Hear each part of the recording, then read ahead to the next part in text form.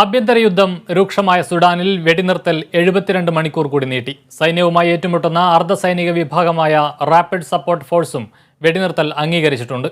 അതേസമയം സുഡാനിൽ കുടുങ്ങിയ ഇന്ത്യക്കാരെ രക്ഷിക്കാനുള്ള ഓപ്പറേഷൻ കാവേരി തുടരുകയാണ്. ദൗത്യത്തിന് നേതൃത്വം നൽകാൻ കേന്ദ്ര വിദേശകാര്യ സഹമന്ത്രി വി മുരളീധരൻ ജിദ്ദയിലെത്തി.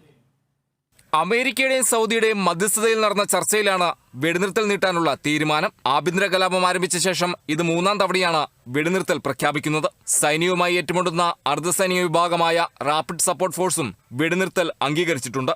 ആഭ്യന്തര കലാപം ആരംഭിച്ച് 10 ദിവസം പിന്നിടുമ്പോൾ 400-ലധികം പേർ കൊല്ലപ്പെട്ടതായാണ് റിപ്പോർട്ട്. അതേസമയം സുഡാനിൽ കുടുങ്ങിയ ഇന്ത്യക്കാരെ രക്ഷിക്കാനുള്ള ഓപ്പറേഷൻ കാവേരി തുടരുകയാണ്. ദൗത്യത്തിന് നേതൃത്വം നൽകാൻ കേന്ദ്ര വിദേശകാര്യ സഹമന്ത്രി വി മുരളീധരൻ ജിദ്ദയിലെത്തിയിരുന്നു. പോർട്ട് സുഡാനിൽ നിന്നും ജിദ്ദയിലെത്തിക്കുന്ന ഇന്ത്യക്കാരെ വ്യോമസേന വിമാനത്തിൽ നാട്ടിലെത്തിക്കും. 500 ഇന്ത്യക്കാർ പോർട്ട് സുഡാനിലെത്തിയതായി വിദേശകാര്യമന്ത്രി എസ് ജയശങ്കർ അറിയിച്ചിരുന്നു. സൈന്യത്തിന്റെ കപ്പലായ INS സുമേധയിൽ ജിദ്ദയിലെത്തിക്കുന്ന ഇന്ത്യക്കാരെ വ്യോമസേന വിമാനത്തിൽ നാട്ടിലെത്തിക്കാനാണ് തീരുമാനം. National desk, Kerala vision news.